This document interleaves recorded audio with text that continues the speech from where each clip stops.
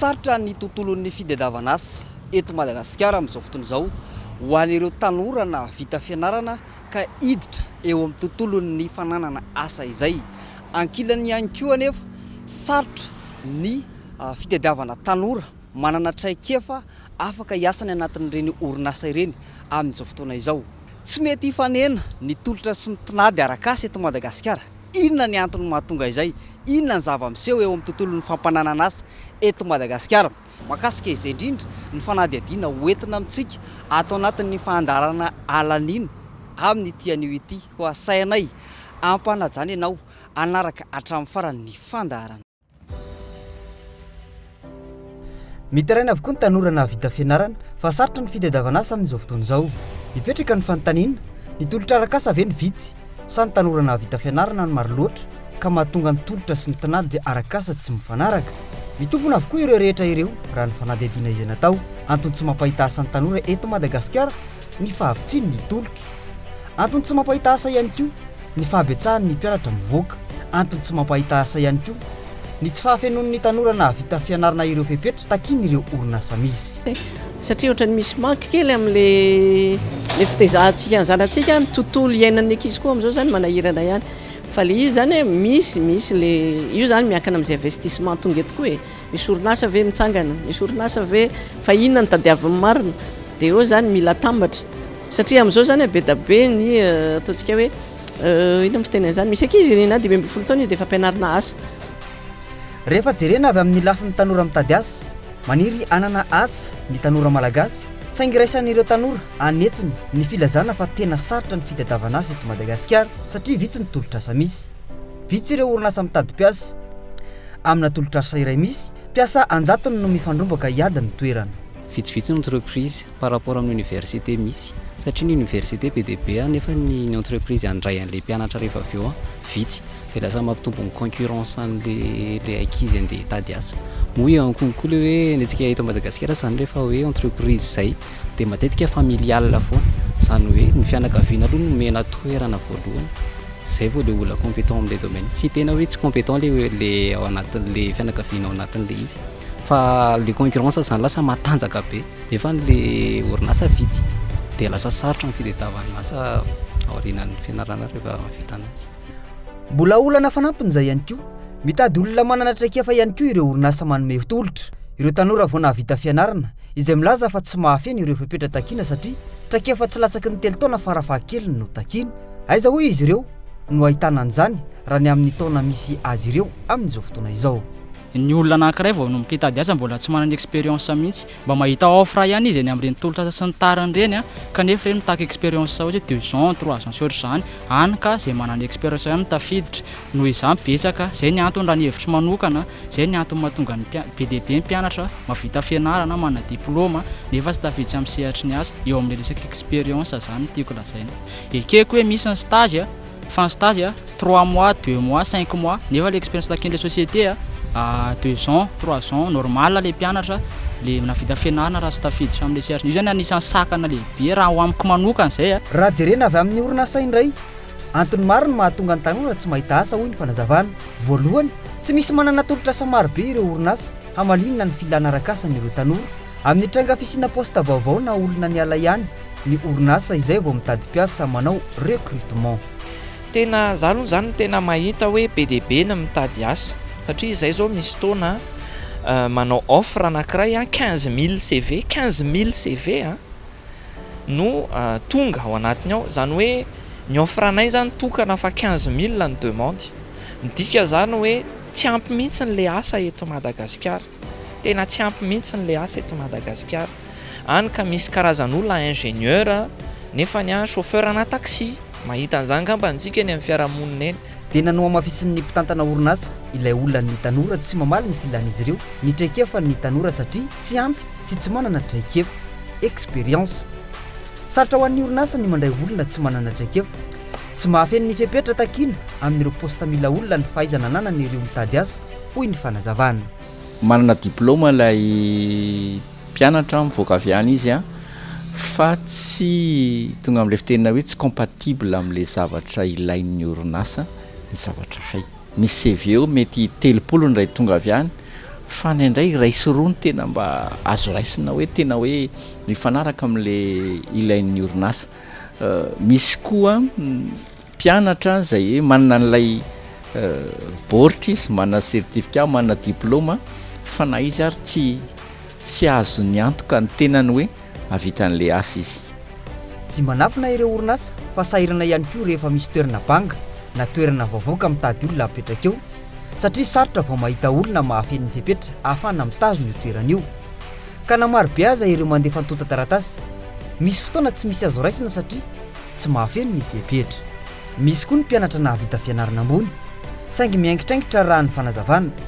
mitady asa mampidi-bola be kanefa vao manomboka. Tsy izany anefa ny zava-misy eto Madagasikara raha ny fanazavana.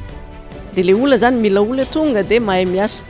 fa tsy hoe za be diplôma ka za licence za master dia tsy handray ravindena, fa ny ilain'ny olona zao service. Dia raha hainao mitondra vilia makeo amin'ilay client, dia faly client dia miditra ny vola, dia zay vao mirecruter an'ilay mpianatra. Fa tsika zany miandry hoe za nana ny licence ka za tsy handray ravindena, tsy hanala le cendrier mbola tabatra, tsy hamafatrany raha hitako maloto, eo zany misy le fitaizana kely.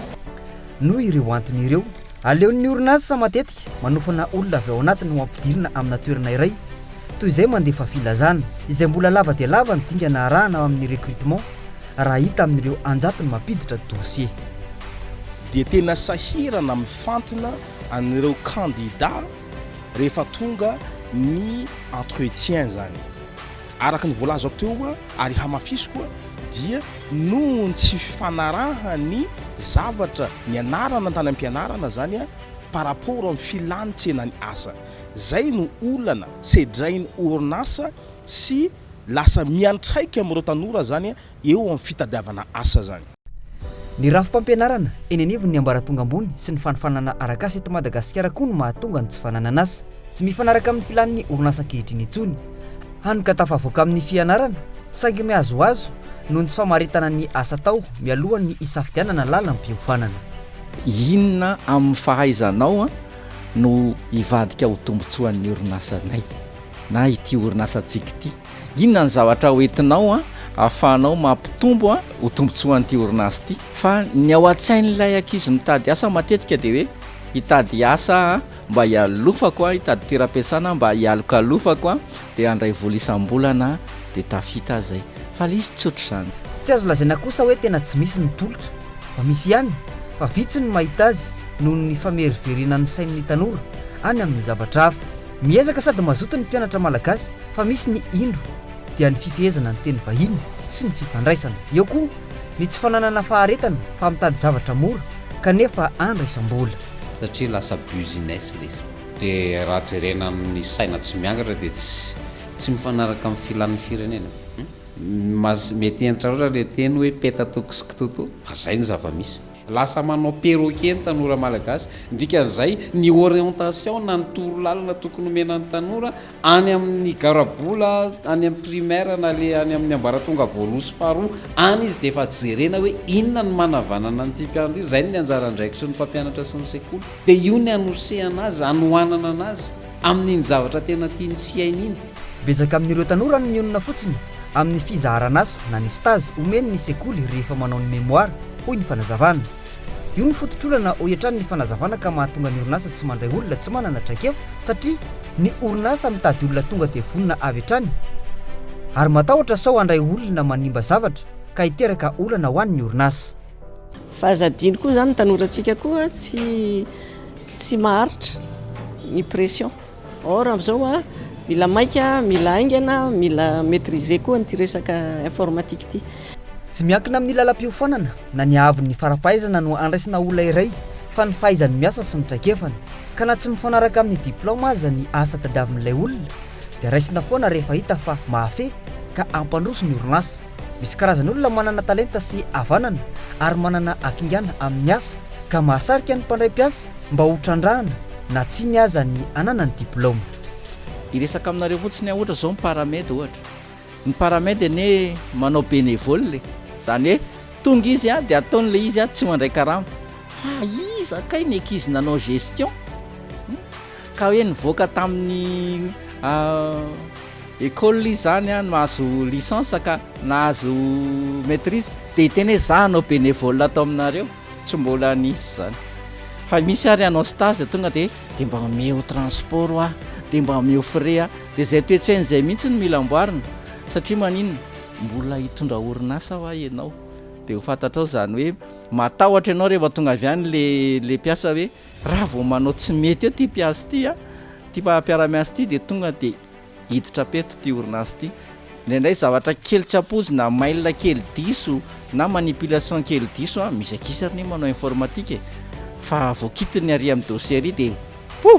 manjavona dolo ny données rehetrarehetra satria maninona micropaky izy tsy ampy anetrak'efa sakana ho an'ny fampananana asy eto Madagasikara ihany koa ny foronan'ny tanora na vita fianarana be loatra any amin'ny fitadiavana azy mba hikarama any amin'ny orinasa efa misy fa tsy mamorona azy entrepreneuriat hany ka tsy misy ny asa miforona fa izay banga any amin'ny orinasa lehibe efa misy ireny ihany no ifandrombahana. Za zany mahita hoe ho an'ny mpianatra mila optimisena ny CV a manaraka an'izay a mila mianatra mitady asa tsika satria ianarana ange le mitady asa ny fahaizanao ange tsy hitany le olona manoloana anao anatin'ny 30 minutes raha tsy ianarana ny mamoaka an'le izy de ohatran'izay koa hoe ny mpianatra ihany koa zany a mila manao stage fa tsy hoe koriny hoe misy lavaka be ao anaty CV hoe nandritry ny 3 taona io tsy nanao ninninina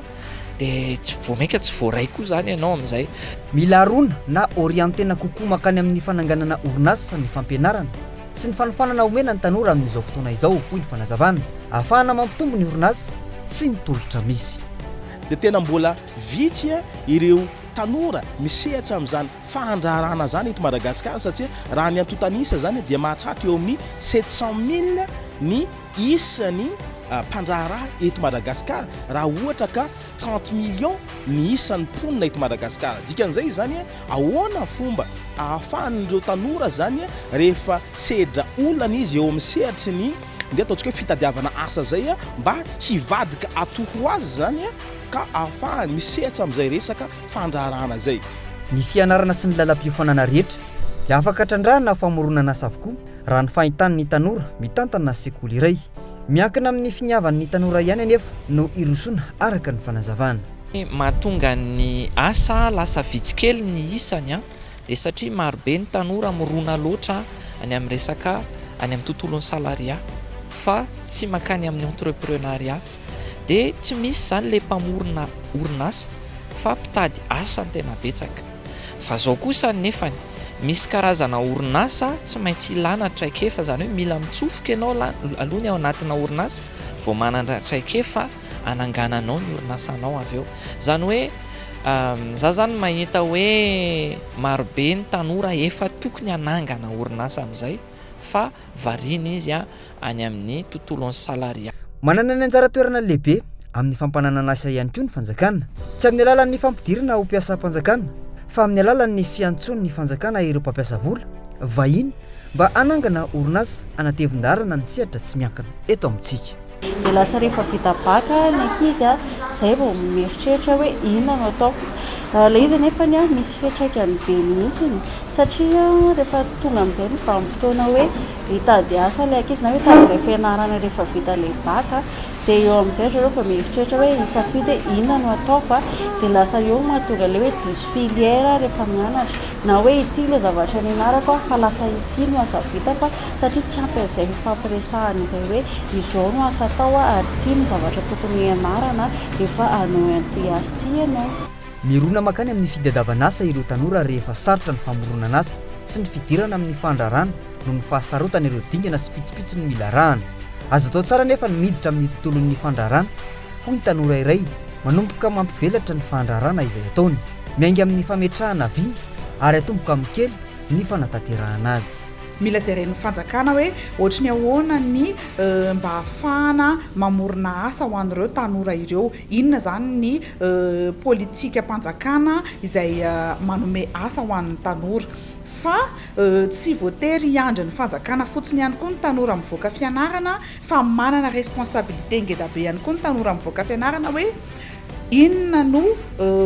ahafahan'izy ireo a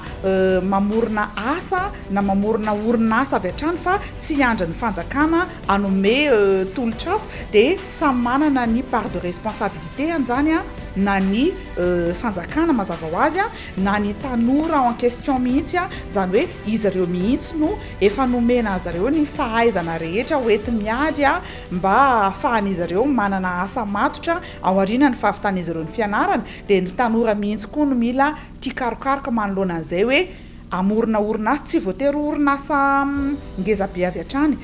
asa tena mitaky fandavatena sy faharetana ary fikirizana ny fandehanana mamorinasa hoy ny fanazavana fa tsy vitany ny manono fotsiny mandala fotoana be olana mila vahana saingy ny fametrahana ny tanjona hotratrarina no apetraka ho lohalahara ie azo atao tsara ny mamorona asa fa tsy mitady asa amina orinasa vao vita fianarana dia tonga dia nisehatra tamin'izay hoe resaka fandrarana zay ny etapina dia tsy kelikely teny a tsy tonga dia hoe zavatra goavana be fa nandeha etape nanangona ide kely aloha hoe inona ny zavatra tiako atao efa hatramin'izay mihitsy moa zany nefa hoe tsy asa manolona fa hiezaka ny hoe ny fahaleovantena manokana mihitsy dia efa tany am-pianarana ary dia efa niezaka hoe inona ny zavatra tiako atao tamoa zany le ide zany dia efa nitsiry fialantsiny tanora matetika amin'ny tsy fahavitana mamorona asa ny tsy fananana vola hoentina mainga hoy ny fanazavana na ny fond tsy voatery anomboka amin'ny natetika asa lehibe ny fandrarana hoy ny fanazavana fa atomboka amin'ny kely ary ampitomboana tsy kelikely taky fifehezantena be mihitsy na eo amin'ny resaka hoe ianao ohatra zao tanora kely nefa ianao migery zavatra be dia be gerenao daholo ny ankizy miara-miasa amin'ny olona ny lehibe no ianao misehatra zavatra be dia be zany tena hoe mieritreretinao hoe zavatra tsy ho takatra ny sainao fa rehefa tena hidiranao izy a dia ohatrany hoe takatra ohatrany hoe mety aminao azy zany ilay izy ny avy ao anivon'ny fampianarana mahita fa mila jerena ireo tanora manana tetikasa satria tsy misy manohana ery lehibe ho an'ny teo karena ny fisin'ny tetikasa ary manana anjara toerana lehibe amin'izany ny fanjakana satria raha morona orinasa indray mantsy a dia ny blocage ny tanora indray amin'izay fotoan'izay hoe